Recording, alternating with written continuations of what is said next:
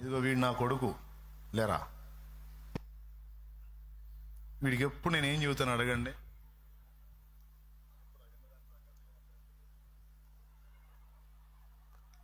దైవజనులు ఎక్కువగా మాతో చెప్పే మాట ఏంటంటే, నాతో పాటు ఉండటం కాదు కానీ మీరు ఎప్పుడైతే దేవునితో కలుసుకుంటారో, దేవుణ్ణి పొందుకుంటారో, నేను ఎక్కువగా ఆనందించేది, మీ దగ్గర నుంచి కోరుకునేది అదే అని చెప్తాడు ఆయన.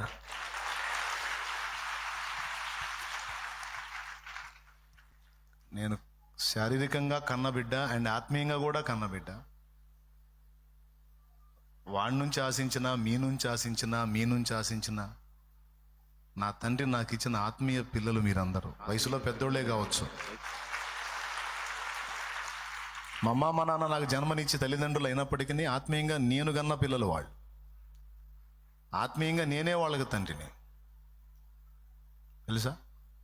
అట్లాగా వయసులో మీరు నాకంటే పెద్దోళ్ళైన దేవుడు నాకు ఇచ్చిన ఆత్మీయ పిల్లలు మీరు.